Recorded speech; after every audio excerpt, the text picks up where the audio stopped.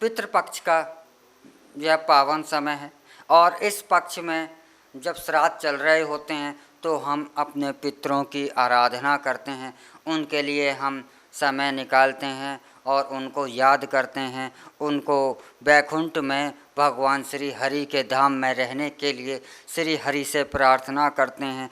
और इनमें एक कार्य अवश्य ही किया जाता है, वह है गायों को भोजन, गौ माता को भोजन। वैसे तो हमारी सनातन संस्कृति के अंदर प्रतिदिन पहली रोटी गाय की यह हमारा नियम है, लेकिन इस नियम का विशेष पालन किया जाता है श्राद्धों के समय, पितृपक्ष के समय। और पितृपक्ष जब हो उस समय गायों को भोजन के साथ साथ आपको हरी सब्जी जैसे पालक है, पालक अवश्य ही गाय को देना चाहिए। अब बात उठती है कि हम गायों को भोजन देने से पितृ प्रसन्न क्यों होते हैं और इसका कारण क्या है। यह कारण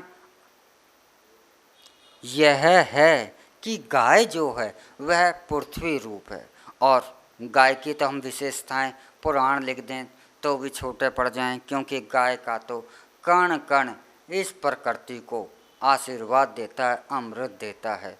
तो गाय तो किसी भी रूप में हो, और गाय की जो सेवा होती है यह इस लोक को ही कल्याण नहीं करती, आपका परलोक में भी कल्याण करती है।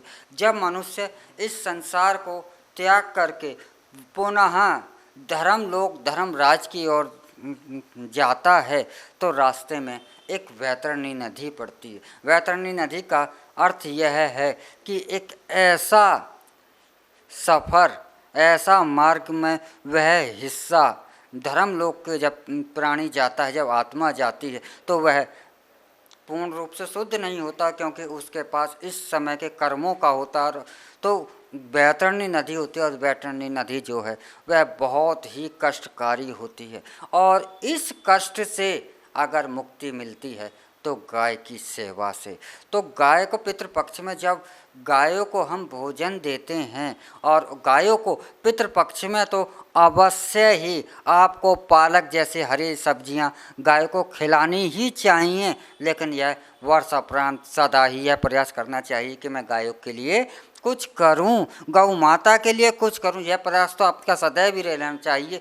लेकिन जब हम श्राद्ध पक्ष में गाय को हरा चारा देते हैं, उनको भोजन देते हैं, तो उनकी सेवा से जो हमारे पितृ हैं, जो हमारे पूर्वज हैं, वह वैतरणी नदी को, वैतरणी मार्ग को बहुत सरलता के साथ पार हो जाता है और उनको सरलता मिल जाती। जब उनको इस मार्ग में सरलता मिलती है, शांति मिलती है और सरलता के साथ वह पार करते हैं, तो वह आपको आशीष अवश्य ही देंगे, क्योंकि आप किसी के साथ भी शुभ करते हैं तो वह आपके साथ अशुभ नहीं करेगा।